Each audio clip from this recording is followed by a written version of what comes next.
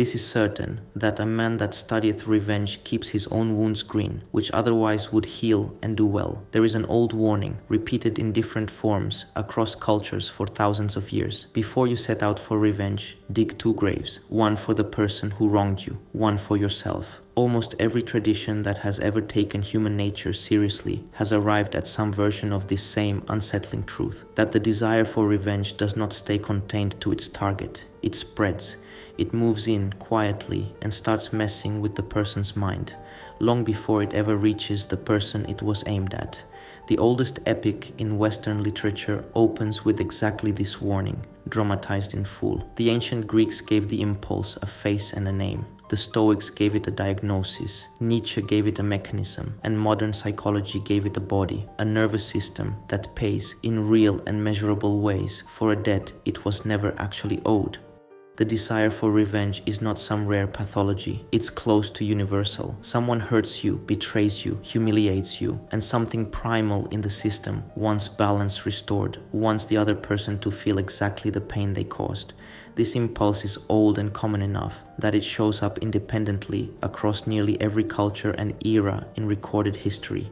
Indulging this impulse, dwelling in it, feeding it, tends to cost the avenger far more than it ever cost the offender. Long before the Furies were given their name, Homer had already written the oldest surviving account of what fixation on revenge does to a person. The Iliad does not open with the fall of Troy or even with a battle. It opens with a single Greek word, menis, usually translated as rage or wrath, describing the fury of Achilles after his commander, Agamemnon, publicly humiliates him by seizing a captive woman awarded to Achilles as a war prize. Achilles' response is not simply anger. It curdles into a grievance he refuses to release, so consuming that he withdraws entirely from the war, allows his own comrades to be slaughtered on the battlefield, rather than set his wounded pride aside, and prays, quite literally, to the gods for his own allies to suffer defeat, as punishment for the insult he received.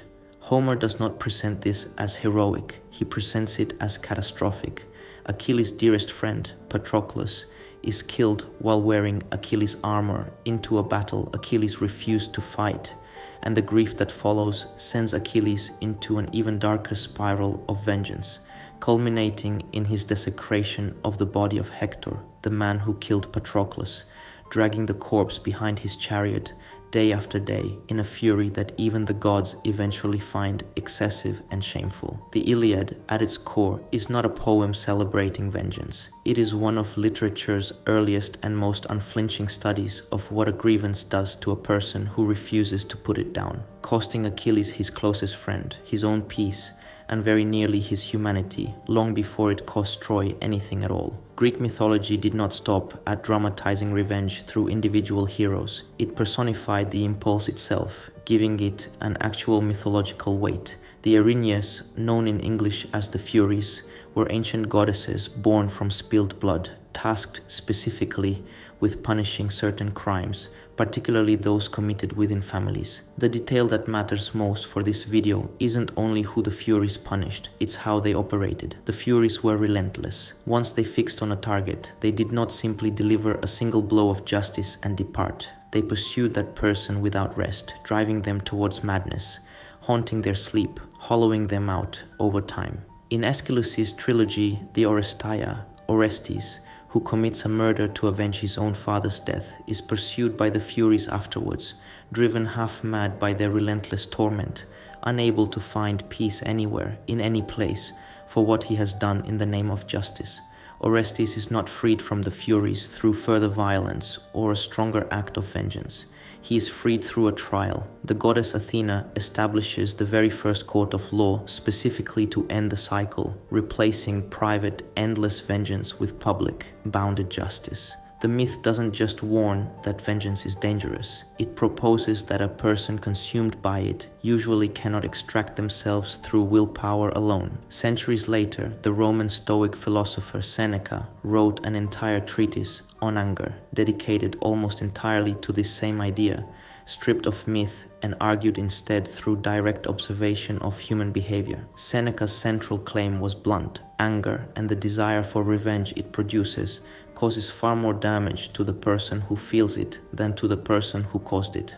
The greatest remedy for anger is delay. Seneca described anger as arriving in stages, an initial, almost involuntary part that no one can fully prevent, followed by a second stage where the mind actively chooses to indulge the impulse, turning it over, feeding it with imagined scenarios of confrontation and payback. It's this second stage, the deliberate cultivation of the grievance, that Seneca considered genuinely dangerous, because it's entirely within a person's control, and it's precisely the stage most people mistake for justice rather than self-harm. Seneca compared an angry mind to a ship in a storm, no longer under its own control, tossed wherever the passion carries it. And crucially, he argued that the pursuit of revenge keeps that storm alive artificially, long after the original event has ended, because revenge requires a person to keep replaying the wrong, keep rehearsing the injury, keep the wound open on purpose in order to justify the response they're planning. Seneca even suggested that many acts taken in anger, examined later with a clear head, would strike the very person who committed them as excessive, disproportionate, or simply strange. Evidence, in his view, that anger temporarily replaces a person's actual judgment with something closer to a fever. His prescription wasn't suppression. Seneca wasn't arguing that a person should pretend not to feel wronged. His argument was narrower and in some ways harder to accept, that a person who lets revenge take the wheel has handed control of their inner life to the very person who hurt them in the first place. The offender causes one injury. The pursuit of revenge, left unchecked, causes a second, self-administered one, often lasting far longer than the first. Friedrich Nietzsche took this same observation and gave it a mechanism, a name borrowed from French, ressentiment. For Nietzsche, ressentiment wasn't simply anger or a passing desire for payback. It was something slower and more corrosive, a resentment that a person cannot act on directly, so instead it turns inward, ferments, and reshapes the entire personality around the wound. On the Genealogy of Morals, Nietzsche traced ressentiment to a specific psychological posture, a person who feels wronged but lacks the power in the moment to respond directly, and so instead builds an entire internal framework designed to make that powerlessness feel like virtue, reframing their inability to act as moral superiority and recasting their enemy's strength or success as evidence of the enemy's corruption. The wronged party doesn't move past the injury. They organize an entire worldview and eventually an entire identity around it. He who fights with monsters should look to it that he himself does not become a monster. Nietzsche's warning wasn't abstract. He had watched in himself and others how prolonged focus on an enemy, how badly you want to defeat them, expose them, watch them suffer, begins to reshape the person until their thoughts, values, and daily attention orbit almost entirely around someone they claim to despise. Resentment, left to run its course, doesn't just fail to heal the original wound. It builds a second, more permanent identity directly on top of it, one defined entirely by the person you claim to have moved past. Carl Jung offers a different, more internal angle on the same phenomenon. For Jung, the intensity of a desire for revenge often says a lot about the parts of ourselves we haven't confronted directly. Jung's concept of the shadow, the disowned, unacceptable parts of the self, pushed into the unconscious, offer a specific mechanism for why revenge fantasies can become so consuming, so difficult to release even long after the practical opportunity for payback has passed. Everything that irritates us about others can lead us to an understanding of ourselves. Jung's point wasn't that every desire for revenge is secretly about the self rather than the offender. Real harm is real harm, and Jung never denied that or asked his patients to pretend otherwise. His point was narrower, that the intensity and duration of a person's fixation on revenge is often fueled by something beyond the original injury. Old wounds, disowned anger, unacknowledged powerlessness from long before the current offender ever entered the picture. The current situation becomes a container for something much older, and no amount of revenge against the present target can resolve a wound that predates them. This is part of why revenge so often disappoints even when it succeeds.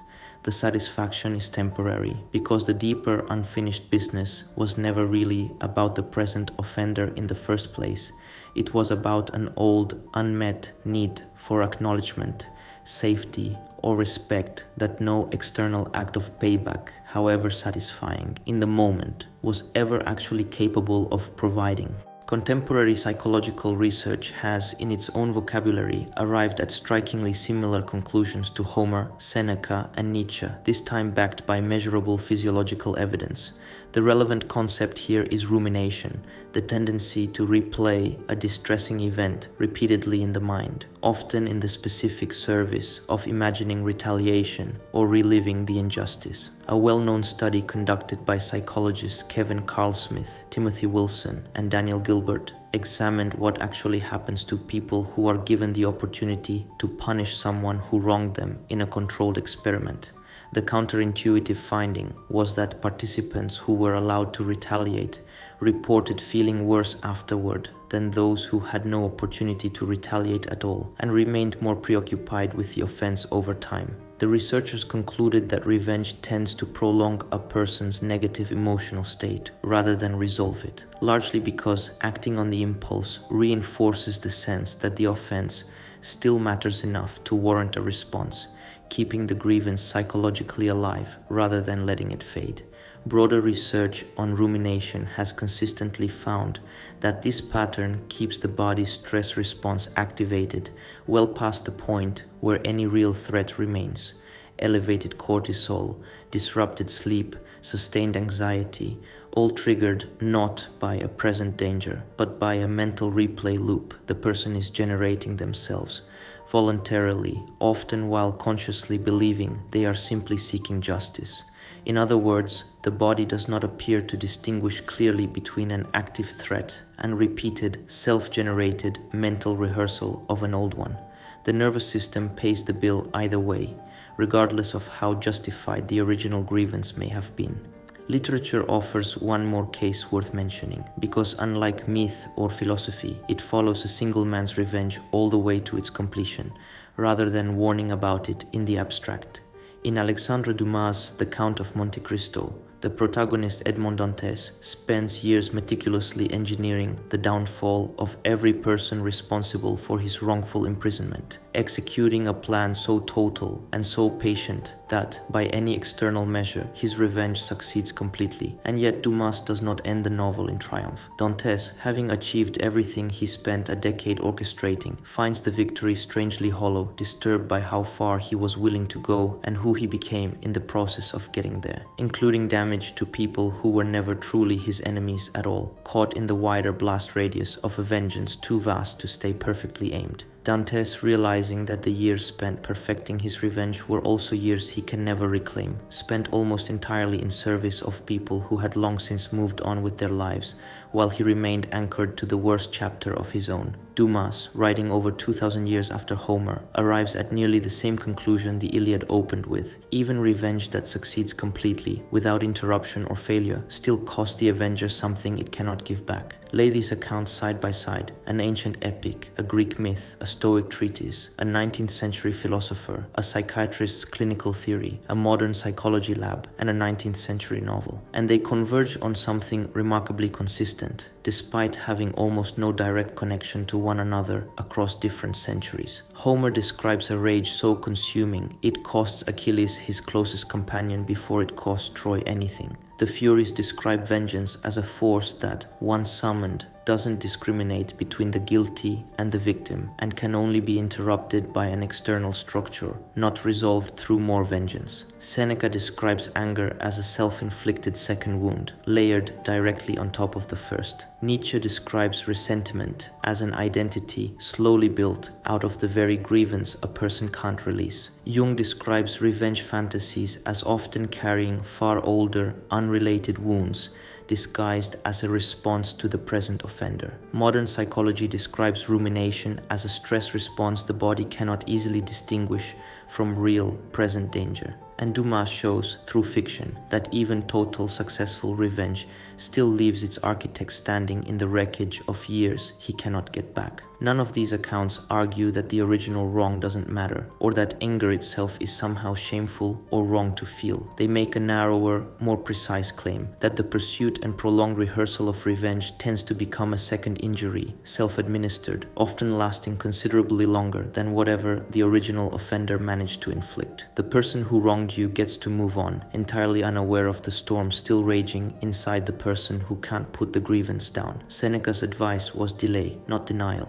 giving the storm time to pass before letting it steer any decision. Nietzsche's warning was about vigilance, watching what you're becoming in the process of opposing what wronged you, not refusing to oppose it at all. Jung's approach demanded honesty, recognizing how much of the fire belongs to old, unrelated wounds rather than the present offender alone. The Furies myth pointed toward structure, trusting a bounded system of justice rather than an endless private cycle with no natural end. And modern psychology's most consistent finding is that the replaying has to stop being voluntary, has to stop being fed, before the nervous system is able to return to its own baseline. None of this promises that justice won't matter, or that accountability isn't worth pursuing through legitimate means. It simply separates two things that feel, in the moment of being wronged, like the same thing: the desire for the offender to face consequences, and the decision to let that desire take up permanent residence inside your own mind. Every tradition in this video that named the danger also named the way out. Delay instead of reaction, awareness instead of denial, structure instead of endless private war. It requires a person willing to set the weight down long enough to heal and strong enough to keep living a life that was never actually about the person who hurt them in the first place. That, in the end, is the harder victory and the only one that was ever truly worth having. The best revenge is to be unlike him who performed the injury. Waste no more time arguing about what a good man should be. Be one.